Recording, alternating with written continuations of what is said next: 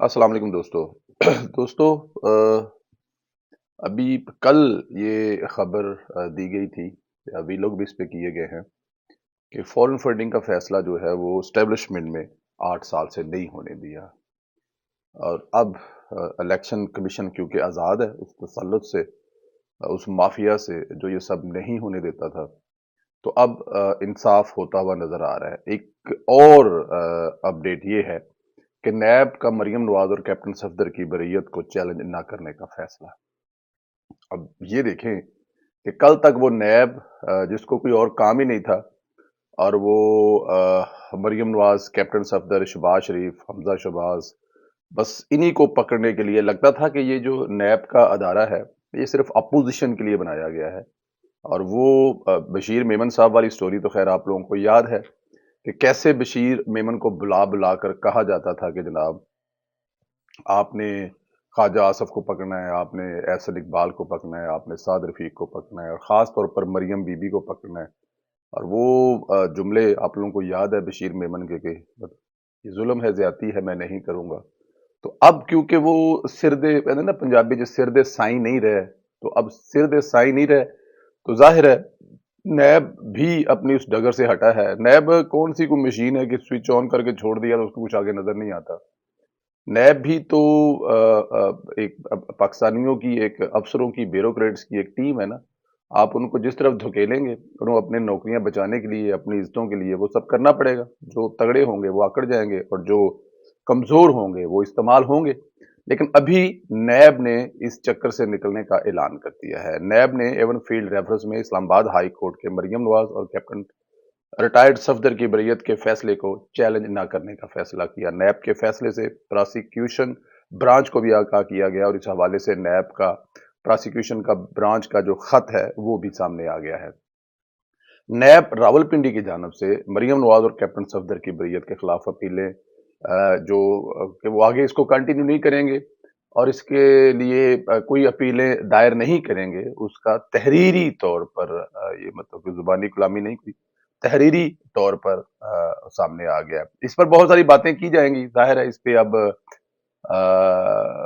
عمران خان صاحب کا جو سوشل میڈیا ہے وہ اس کو پکڑے گا، اس میں چیزیں کرے گا، لیکن میرے نہیں خیال کہ اب اس کی کوئی ضرورت رہے گی۔ اسلام آباد ہائی کورٹ نے 29 دسمبر 2022 کو ایون فیلڈ میں مسلم لیگ نون کی نائب صدر مریم نواز کی 7 سال کی سزا کو کالعدم قرار دیتے ہوئے انہیں کیس سے بری کرنے کا حکم جاری کیا تھا۔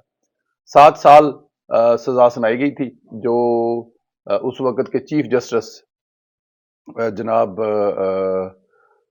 ثاقب نثار صاحب کے زیر سایہ جو اس وقت کورٹ چل رہی تھی، بلکہ ثاقب نثار کورٹ کہہ رہے ہیں آپ، ثاقب نثار لوگوں کو انصاف دے رہا تھا، وہی لوگوں کو صادق اور امین قرار دے رہا تھا، وہی لوگوں کو بے ایمان قرار دے رہا تھا، وہی لوگوں کو مافیا کہہ رہا تھا، اور وہی لوگوں کو جس بھی کیس میں جہاں سے بھی پکڑ کر سزائیں دے رہا تھا۔ اس کے پیچھے ساری سٹوری بار بار آپ کو میرا نہیں خیال کہ بتانے کی ضرورت ہے۔ اپیل دائر کرنے کا بھی کیا ہے، جن کے دباؤ پر کیس بنایا تھا وہی نہیں رہے تو اب اپیل کس کریں گے؟ اپیل کس کے لیے کریں گے؟ کیونکہ وہ جو کیس بنانے والے تھے اب وہ صفائیاں دیتے پھر رہے ہیں لوگوں کو، وہ صفائیاں دیتے پھر رہے ہیں سوشل میڈیا کے یوٹیوبروں کو۔ منصور علی خان جو آج کل سپوک پرسن بنے ہوئے ہیں جنرل باجوہ کے، وہ جنرل باجوہ کی جو خبریں ہیں وہ آپ کو نکال نکال کر دے رہے ہیں۔ وہ بتا رہے ہیں کہ جنرل باجوہ کس سے ملے ہیں، کون سے سلوار پہنی ہوئی ہے، کون سے رنگ کی ٹکائی لگائی ہوئی ہے، اور جنرل باجوہ صاحب جو ہیں آج کل گھر کی کنسٹرکشن پر ان کی پوری توجہ ہے، اور وہ لوگ اب اس قسم کے ڈرامے کر رہے ہیں، لیکن اللہ تعالیٰ کی ذات ظاہر ہے اتنا لمبا چوڑا جو سارا یہ ڈرامہ کیا گیا تھا اس کا مقصد ایک ہی تھا، پاکستان کو اور نواز شریف کی فیملی کو اور سیاستدانوں کو کیا اسے کہتے ہیں پنجابی میں کھجل خراب کرنے کے، لیکن اللہ کا کرم یہ ہوا ہے کہ سیاستدان اس سے نکل چکے ہیں۔ جی دوستو، اسلام آباد ہائی کورٹ نے 20 دسمبر کو سماعت کے لیے عمران خان کی نااہلی کا کیس جو ہے وہ لگ گیا ہے، مقرر کر دیا ہے۔ بیٹی کو نامزدی کاغذات میں جس طرح یہ کہا گیا تھا کہ نواز شریف صاحب نے اپنے بیٹے سے جو تنخواہ لی ہے وہ جو نامزدگی کے کاغذات ہے اس میں لکھا نہیں تھا کہ ان کو دبئی میں ایک نوکری کرنے کے عوض ان کے بیٹے کی کمپنی میں تنخواہ ملنی تھی، وہ نہیں ملی۔ لیکن اس بیس پر بھی ان کو نااہل کر دیا گیا تھا. یاد ہے آپ جی کہ انہوں نے اپنے کاغذات میں اپنے گوشوارے، اپنی دولت، اپنی جائیداد، اپنی اولاد جو ہے نا وہ مطلب اس میں کوئی چیز ایسی مسنگ، اس میں کوئی خانہ ایسی مسنگ. یہ دیکھیں میں ایک فارم فل کر رہا ہوں اور یہ میرا جو فارم ہے وہ چلیں یہ کسی اور مقصد کے لیے ہے، لیکن اس میں ظاہر ہے بہت سارے خانے ہیں اور میں اس میں کوئی خانہ مس کر دوں اور آگے نہ بھیجوں تو وہ میرا اس کو وہ ڈیفینیٹ مجھ سے دوبارہ پوچھیں گے، یا میں اگر غلط فہمی کروں یا اس میں کوئی غلط چیز تحریر کر دوں تو میرے لیے مسئلہ بھی ہو سکتا ہے. سیم اسی طرح نواز شریف صاحب نے جب گوشواروں میں یہ نہیں بتایا تھا کہ انہوں نے اپنے بیٹے کی کمپنی میں کام کیا ہے اور اس کے لیے ان کو تنخواہ لینی تھی لیکن نہیں لی. اسی طرح عمران خان کو اپنے جو نامزدگی کے کاغذات ہیں اس میں انہوں نے اپنے 2 بیٹوں کا ذکر تو کیا ہے لیکن وہ اس بیٹی کا ذکر نہیں کیا جو ان کی امریکہ میں پیدا ہوئی.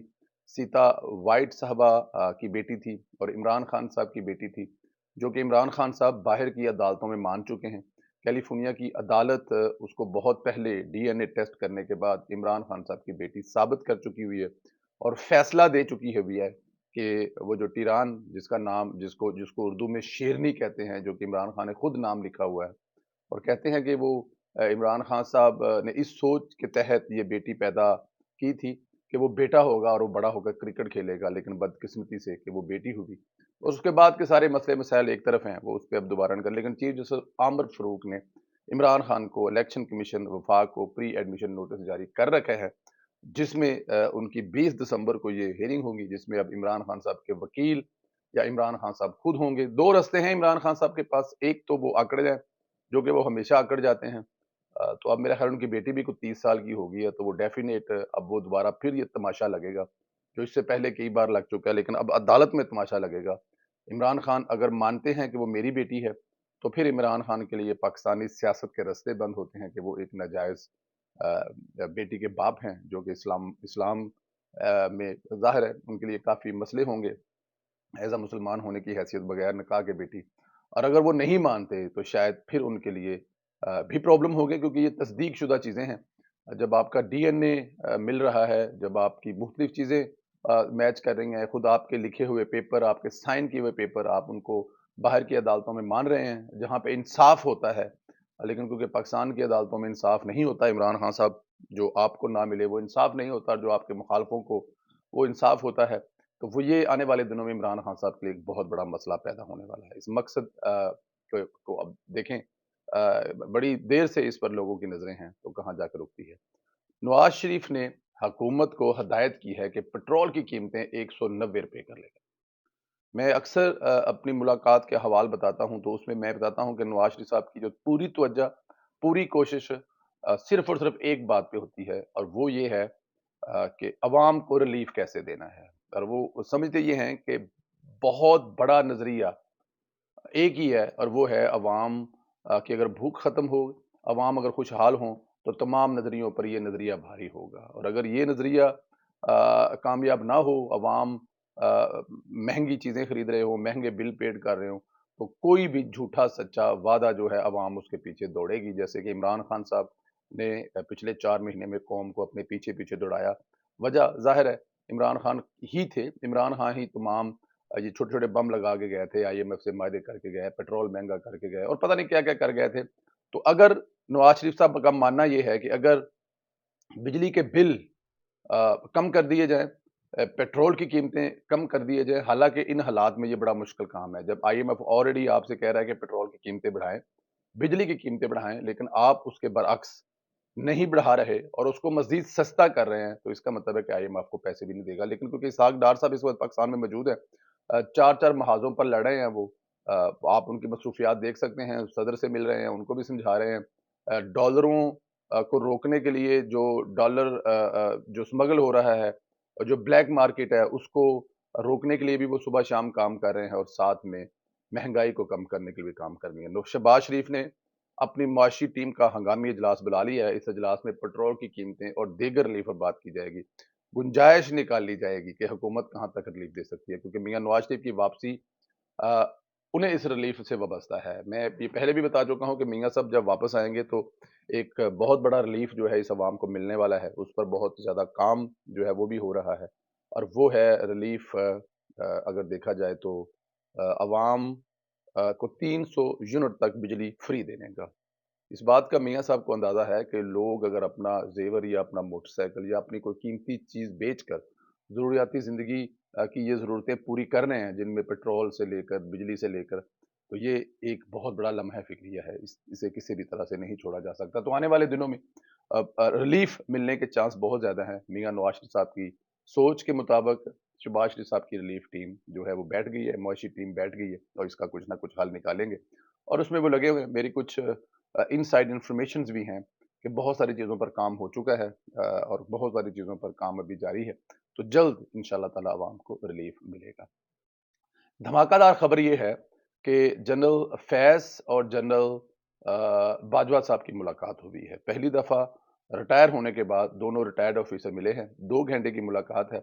جنرل باجوہ صاحب جو ہیں یہ ملاقات ان کے گھر پر ہوئی ہے، جس میں جنرل باجوہ صاحب نے اور جنرل فیض صاحب نے، ظاہر ہے متوقع طور پر یہی گفتگو کی ہوگی. ایک دوسرے سے گلے شکوے کیے ہوں گے. جی تسی کہندے سی جی اپنا عمران خان صاحب جڑا ہے وہ مکمل سپورٹ کرو، اے ساڈے واسطے ٹھیک ہے، لیکن ظاہر ہے فیض صاحب نے کہا ہوگا جی میں نے تو جو وہی کہا جی جو آپ نے حکم کیا تھا، میری اپنی ذاتی تو کوئی اس کے ساتھ دوستی نہیں تھی، جو آپ کے حکمات تھے اس پہ ہی میں نے عمل کیا. اب اگر وہ 2 نمبر نکلا ہے عمران خان، یا عمران خان نے ہمیں ذلیل کیا ہے، یا عمران خان نے ہمیں غدار کہا ہے، میر جعفر میر صادق کہا ہے، جانور کہا ہے، تو حکم تو جناب کا تھا، میں تو جناب کے ماتحت تھا.